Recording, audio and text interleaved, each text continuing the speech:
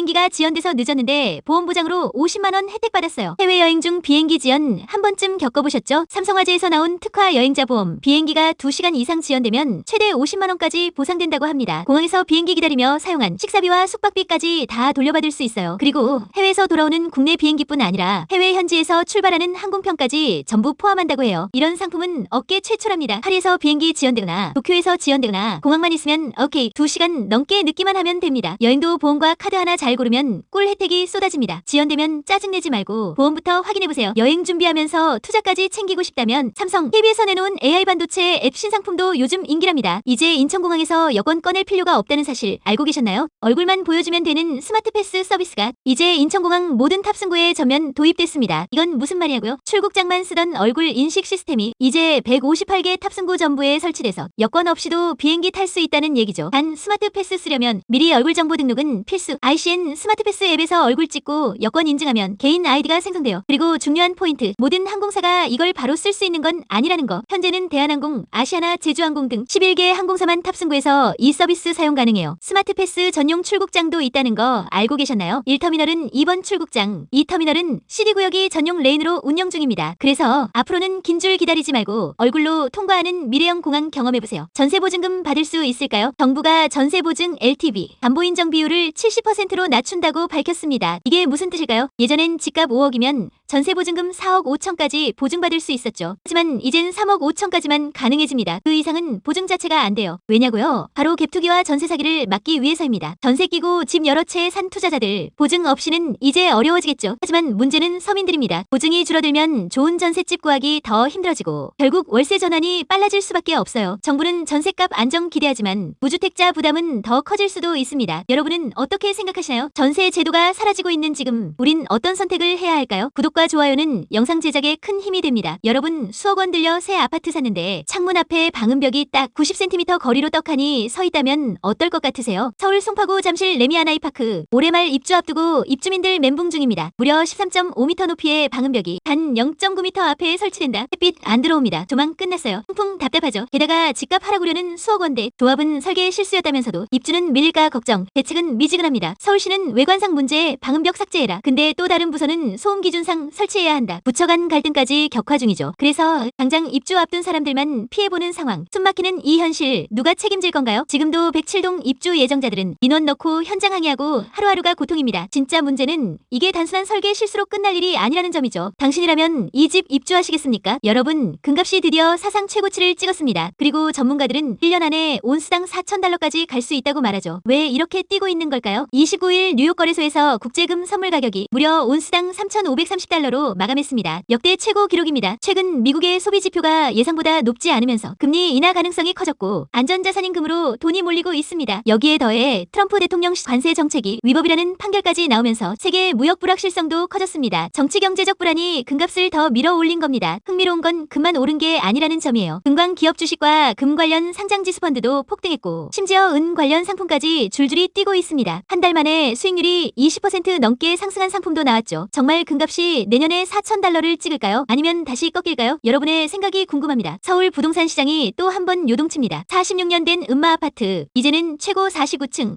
5,893가구의 초고층 단지로 재탄생합니다. 대치동 학원가 중심에 위치한 이곳. 지난 2015년부터 50층 재건축을 추진했지만 35층 높이 제한 때문에 계속 좌절됐었죠. 그런데 이번에 서울시가 35층 제한을 전면 폐지하면서 드디어 정비계획이 수정 가결됐습니다. 이건 단순한 재건축이 아닙니다. 공공임대 231가구, 공공분양 180가구도 포함돼 정비사업 최초로 공공주택을 공급하게 된 거예요. 지하엔 400대 규모 공영주차장, 개방형 도서관까지 들어오고 폭우 방지를 위한 대형 서류조도 설치됩니다. 이 모든 게 불과 8개월 만에 결정됐다는 사실. 신속통합기획 덕분에 도시계획도 패스트트랙으로 처리됐죠. 강남권 재건축 시장의 대표주자. 이제 음마가 진짜 움직이기 시작했습니다. 이 소식 놓치면 나중에 후회할지도 몰라요. 앞으로 서울 재건축 시장 어떻게 바뀔까요? 한국 수출 기업들 역대급 수출 계약 눈앞에서 통째로 날려버렸습니다. 미국의 갑작스러운 15% 관세 폭탄. 심지어 일부 품목은 50%까지 부과되면서 수출길이 꽉 막혔는데요. 수술기기 업체 유언메디텍은 FDA 인증까지 원까지 뚫었는데 미국산보다 비싸져 수출이 무산됐고 40년간 미국에 강관을 수출하던 휴스틸은 적자로 전환됐습니다. 넥스틸도 이익이 15%나 줄었죠. 어떻게 된 일일까요? 멕시코 캐나다산은 무관세, 한국산은 최대 50% 관세, 가격 경쟁력이 완전히 무너진 겁니다. 자동차 베어링은 15%, 농기계 베어링은 50%, 같은 제품도 어디 들어가는지에 따라 관세가 달라집니다. 심지어 어떤 기업은 계약 직전 관세가 올라서 수출 계약이 눈앞에서 날아가기도 했습니다. 이건 단순한 통상 이슈가 아니라 한국 제조업 전반의 위기예요. 이 상황 얼마나 심각한 걸까요? 반도체 업계가 충격에 빠졌습니다. SK하이닉스 직원 1인당 무려 1억 원 성과급을 받게 된다는 소식 때문인데요. 최근 SK하이닉스 노사가 성과급 상한선 폐지에 정격 합의하면서 기본급의 1000%까지 가능했던 PS 지급 한도를 없애버렸습니다. 이제는 연간 영업이익의 10% 전액을 성과급 재원으로 사용하게 되고 총 규모만 무려 3조 원, 단순 계산하면 직원 1인당 1억 원을 넘는 셈이죠. 성과급 80%는 바로 지급, 나머지 20%는 2년에 걸쳐 나눠서 지급됩니다. 이건 단순한 인센티브가 아닙니다. 10년간 적용되는 새로운 기준, 그리고 실적과 연동되는 구조로 불황기에도 보상 안정성을 확보한 거죠. 게다가 올해 임금도 6% 인상, 노사 간 긴 갈등 끝에 나온 합의라서 의미도 크고 업계 전체에도 큰 파장이 예상됩니다. 여러분도 저처럼 너무 부러우신가요? 내년에 공공분양 청약을 기다리고 있었다면 이 소식은 좀 실망스러울 수 있습니다. 정부가 내놓은 2025년 주택 예산안을 보면요. 공공분양 예산은 무려 70% 삭감, 반면에 임대주택 예산은 182%나 대폭 증가했습니다. 특히 놀라운 건 다가구 매입인데, 즉 신축 빌라를 매입해 임대 공급하는 예산이 무려 1964% 폭증했다는 점입니다. 아파트 분양보다 빌라 임대를 확 늘리겠다는 건데요. 공사기간 짧고 빠르게 공급할 수 있다는 이유입니다. 공공청약 기다리던 수요자 입장에선 우린 아파트 기다렸는데 빌라 임대 불만 나올 수밖에 없겠죠. 게다가 디딤돌 버팀목 대출 예산도 줄고 월세 지원과 주거급여 예산은 오히려 늘어났습니다. 이건 단순한 숫자 조정이 아니라 정부 주택정책의 중심축이 바뀌고 있다는 신호입니다. 분양보단 임대, 구입보다 월세 지원. 이게 앞으로의 방향성일까요? 여러분 생각은 어떠신가요? 강남 대치동 음마아파트 재건축에 드디어 공공분양 주택 182가구가 포함됐습니다. 강남 재건축에서 공공분양이 나오는 건 이번이 처음인데요. 그런데 문제는 싸도 문제, 비싸도 문제라는 겁니다. 분양 방식은 두 가지가 논의됩니다. 첫째, 이익공유형. 분양가의 80%로 입주할 수 있고 매각 차익의 70%는 가져가는 구조죠. 가격은 싸지만 강남 로또라는 비판과 단기 차익 투기 우려가 큽니다. 둘째, 지분적립형. 적금처럼 지분을 쌓아가며 내 집을 마련하는 방식입니다. 투기 억제 효과는 있지만 완전한 소유권이 늦게 생기고 대출 세금 기준도 불명확하다는 단점이 있습니다. 서울시는 어느 쪽이든 조합에서 매입해야 하니 재정 부담이 커지고 입주자들은 공공분양인데 왜 이렇게 비싸라는 불만이 나올 수 있죠. 실제로 강남 아파트 가격은 이미 3.3당 1억 원을 돌파했고 2030년 이후 음마 분양가는 그 이상이 될 가능성이 큽니다. 싸면 로또 논란, 비싸면 공공성 논란. 서울시는 지금 진짜 난제 앞에 서 있습니다. 여러분이라면 어떤 방식이 더 합리적이라고 보시나요? 올해 11월 열리는 부산불꽃축제. 그런데 벌써부터 바가지 논란이 뜨겁습니다. 광안리 해수욕장 앞 숙소들. 평소 주말엔 20-30만 원이면 되던 숙박비가 축제 날은 무려 100만 원대, 심지어 1박 180만 원까지 치솟았습니다. 지난해에는 숙소를 예약한 손님에게 업주가 추가로 135만 원 더 내라 요구했다가 거부하자 일방 환불 처리한 사례도 있었죠. 티켓도 마찬가지입니다. 공식 가격 R석 10만 원, S석 7만 원. 하지만 중고거래 사이트에선 웃돈이 붙어 2, 3배 가격으로 팔리고 있습니다. 문제는 단속할 법적 근거가 거의 없다는 것. 가격을 미리 표시했는지만 지키면 법적으로 제재하기 어렵다는 겁니다. 대통령까지 나서서 조금 이득 보려다 큰 타격 맞는다 경고했지만 올해도 시민 혈세 23억 원이 들어가는 축제에서 또다시 바가지 논란이 반복되고 있습니다. 글로벌 관광도시 부산, 이대로 괜찮을까요? 헉 대출 규제 있어도 600대 1. 서울 잠실에서 또 로또 청약 대란이 났습니다. 현금 부자들 진짜 이렇게 많았던 걸까요? 바로 송파구 잠실루엘 이야기입니다. 무려 110가구 모집에 7만 명 가까이 몰렸고 1순위 청약 경쟁률은 무려 631.6대 1. 심지어 이 단지는 627 대출 규제가 적용됐어요. 그런데도 이 정도면 사실상 현금 박치기 아니냐는 말까지 나오죠. 가장 인기 있었던 타입은 5구의 B타입. 경쟁률이 무려 761대 1. 분양가요. 상한제 적용으로 시세보다 최대 10억 저렴합니다. 전용 74 기준으로 18억 대지만 주변 시세는 28억까지 간다는 얘기 나오죠. 결국 대출 안 받아도 살 수 있는 현금 부자들이 10억 차익 노리고 줄 서서 청약했다는 분석인데요. 이 분위기 앞으로도 계속될까요? 여러분 생각은 어떠신가요? SK하이닉스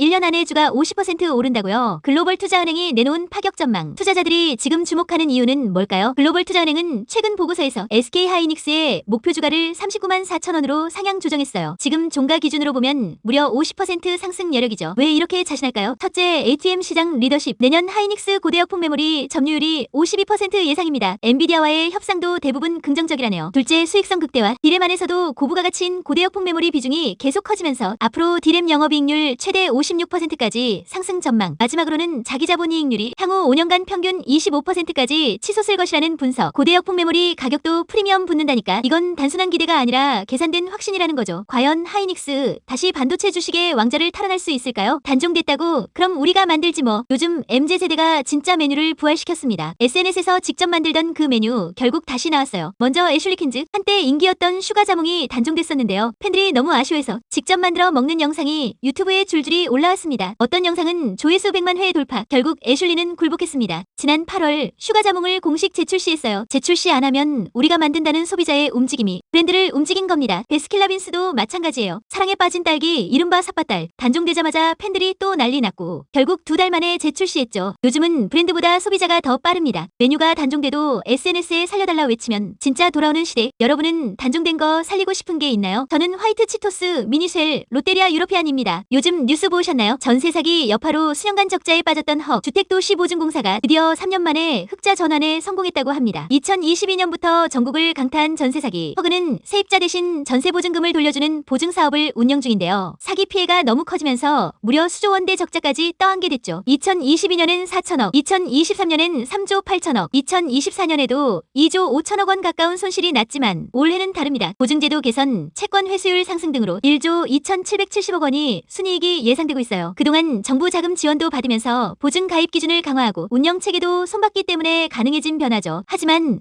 2027년, 2028년엔 다시 적자 전망도 나왔습니다. 정책성 보증 특성상 손해율이 높기 때문이죠. 재무 회복한 만큼 전세 사기 피해자 지원을 더 적극적으로 해야 한다는 것. 정부가 국민에게 빚 떠넘긴다는 소리 듣지 않으려면 지원 사각지대부터 제대로 챙겨야 하지 않을까요? 2주 안에 일본차 관세 15%로 낮춘다. 트럼프 대통령이 일본과의 무역 합의에 공식 서명했습니다. 원래 일본과 한국 모두 미국과 자동차 관세를 15%로 줄이기로 협상했는데요. 일본이 행정 절차를 먼저 끝내면서 한국 차는 여전히 25%, 일본 차는 15%, 한국 자동차 수출 경쟁력에 빨간불이 켜진 겁니다. 특히 이번 합의에는 자동차뿐만 아니라 유럽연합과 동일한 관세 특례도 일본에 적용됐습니다. 게다가 일본은 미국산 농산물, 에너지, 방위장비까지 대규모로 사들이기로 약속했죠. 미국산 쌀 수입을 연간 60만 톤까지 늘리고 매년 80억 달러 규모의 농산물, 70억 달러 규모의 에너지까지. 한국은 아직 미국과의 협의가 지지부진합니다. 3,500억 달러 규모 투자 펀드 배분 방식을 두고 협상이 막혀 있기 때문이죠. 일본은 서명을 끝내 혜택을 먼저 누리고 한국은 아직 협상 테이블에서 진통 중. 자동차 산업을 비롯해 대미 수출에 큰 영향을 줄 수밖에 없는 상황입니다. 한국은 언제 어떤 조건으로 합의를 마무리하게 될까요? LG 에너지 솔루션 미국 출장 사실상 전면 중단. 미국 조지아주 현대차 LG 합작 배터리 공장에서 대규모 단속이 벌어졌습니다. 구금된 인원만 무려 250여 명. 그중 LG엔솔 소속 직원이 47명. 대부분은 한국인 협력사 직원들입니다. 전체 단속 규모는 475명으로 우리 국민이 300명 넘게 포함된 걸로 알려졌습니다. 이들이 공장 완공 막바지, 전력 설비 설치 등 핵심 공정에 투입된 인력들이라는 점. LG엔솔은 긴급 비상대책에 돌입해 필요한 약품 전달, 가족 연락 지원, 그리고 현지 면회 추진까지 나섰습니다. 특히 최고인사 책임자조가 직접 미국으로 출국해 현장 대응에 나섭니다. 그와 동시에 고객 미팅을 제외한 모든 미국 출장은 전면 중단. 현대차 미국 법인도 직접 고용된 직원은 없다면서 협력사 고용 관행 실태조사와 무관용 원칙을 천명했습니다. 한국 정부 역시 긴급 대책회의를 열고 외교부 장관이 필요시 직접 미국 방문까지 검토하며 총력 대응 중입니다. 국민 수백 명이 얽힌 이번 사태, 기업과 정부가 얼마나 빠르고 실질적인 해결책을 내놓을지가 관건입니다. 990원 소금빵으로 화제였던 슈카 빵집 결국 문을 닫습니다. 구독자 360만 경제 유튜버 슈카가 운영한 팝업 스토어 오는 9월 7일까지만 영업한다고 공식 발표했죠. 파격적인 가격으로 인파가 몰렸습니다. 시중가의 3분의 1 수준이라 개점 첫날부터 대기줄이 길게 이어졌습니다. 문제는 자영업자들의 거센 반발이었습니다. 버터 같은 원재료는 대부분 수입에 의존하고 높은 임대료와 인건비까지 고려하면 저가격은 불가능하다는 겁니다. 실제로 소금빵은 보통 3,000원 안팎에 팔리는데 슈카 빵집이 폭리를 고발하는 듯한 오해까지 불러왔죠. 논란이 커지자 슈카는 방송에서 사과했습니다. 자영업자를 비난하려는 게 아니었고 빵값 구조를 이야기하려던 것이라고 설명했지만 결국 영업 중단을 결정했습니다. 흥미로운 건 팝업 종류와 별개로 빵값 논란은 더 커지고 있다는 것. 지난달 빵값은 전년 대비 6.5% 올랐는데 물가 상승률 1.7%에 3배를 넘었고 한국 빵값이 미국, 일본, 유럽보다 비싸다는 통계까지 나오고 있습니다. 슈카 빵집 논란 단순한 해프닝일까요? 한국 빵값의 현실을 보여준 신호탄일까요? 갑작스러운 발표로 부동산 시장에 큰 변화가 생기고 있습니다. 한국토지주택공사가 더 이상 땅 안 판다라고 선언했기 때문인데요. LH는 수도권의 공공택지를 민간에 팔지 않고 직접 개발해서 2030년까지 무려 7만 5천 가구를 공급한다고 밝혔습니다. 정부는 이번 조치를 통해 공공이 개발 이익을 직접 환수하고 공급 속도도 더 빠르게 만들겠다는 입장입니다. 특히 강남권 같은 역세권엔 중산층도 살 수 있는 고급 임대주택도 대거 들어선다고 하네요. 하지만 건설은 여전히 민간이 맡고 브랜드 아파트처럼 선호도 높은 시공사들이 참여하게 됩니다. 심지어 상가용지 같은 비주택용 토지도 주택용지로 전환, 10년 이상 방치된 땅도 전격 정비해 총 135만 가구를 5년 안에 공급하겠다는 게 핵심 전략입니다. 그런데 땅 안 팔면 LH의 재정은 괜찮을까요? 정부는 필요하면 지원하겠다며 재정 문제도 대비하고 있답니다. 이제 진짜 공공주택 시대가 오는 걸까요? 지켜볼 필요가 있겠네요. 수도권, 서울 청약 계획하신 분들은 앞으로 어떻게 해야 할까요? 전세 대출 받기 점점 더 힘들어지고 있다는 사실 알고 계셨나요? 정부가 8일부터 서울과 수도권 1주택자 전세 대출 한도를 2억 원으로 줄였습니다. 기존엔 보증기간 따라 최대 3억까지 가능했는데 이제는 딱 2억 원. 한도는 줄고 조건은 더 까다로워졌습니다. 이렇게 되면 수도권에서 전세를 얻으려는 1주택자는 최대 1억 원을 더 자비로 마련해야 하는 상황. 게다가 갭투자 방지를 위해 주담대도 규제 지역은 LTV 40%로 축소. 주택매매 임대사업자에 대한 대출은 아예 금지됐습니다. 전세 대출 받은 후 집 한 채 더 사면 바로 대출 회수. 무섭죠? 한 번 받았다고 끝이 아닙니다. 다만 무주택자는 한도 변동 없고 기존 전세 계약을 갱신할 경우엔 종전 한도까지 유지됩니다. 정부는 전세 대출이 집값을 자극한다고 보고 앞으로는 DSR 규제도 전세 대출에 적용할 수 있다고 예고했습니다. 이제 전세도 영끌 시대 끝. 자금 계획 다시 짜야 할 때입니다. 8일부터 부동산 대출 규제 더 강해집니다. 이젠 무주택자도 규제 지역에선 LTV 40%밖에 안 됩니다. 예전엔 50%였는데 대출 받을 수 있는 금액이 확 줄어든 거죠. 수도권에서 주택 매매 임대 사업자 주담대 완전 금지, 대출 자체가 막힙니다. LTV 0% 말 그대로 전면 차단이에요. 여기서 끝이 아닙니다. 1주택자 전세 대출 한도도 2억 원으로 일괄 축소. 이제 수도권 집 살 땐 현금으로 더 있어야 하고 대출은 덜 나오는 구조. 내년 4월부터는 대출금이 많을수록 은행이 내야 하는 출연금도 더 커집니다. 결국 은행도 대출 꺼릴 수밖에 없는 구조죠. 부동산 시장 조여도 너무 조이네요. 정부가 드디어 재개발 재건축 규제 완화 카드를 꺼냈습니다. 이번 97 대책의 핵심은 두 가지예요. 첫째, 공공도심복합사업 시즌2 재개. 2030년까지 수도권에 5만 가구를 짓고 용적률 완화, 총회 절차 간소화, 빈집 정비 촉진 지역 신설까지 재개발 속도를 확 끌어올리겠다는 겁니다. 둘째, 리모델링 혁신. 이제 85제곱미터 넘는 큰 평형 아파트를 1+1으로 쪼개서 일반 분양이 가능해집니다. 집 한 채 리모델링하면 가구 수를 더 늘릴 수 있는 거죠. 공공 재건축 용적률도 1.3배로 상향. 총회도 한 번이면 끝. 정말 빨라지고 사업성도 커질 수밖에 없습니다. 이제 노후 아파트와 빈집 정말 새로운 주거지로 바뀔 수 있을까요? 앞으로 지켜봐야겠습니다.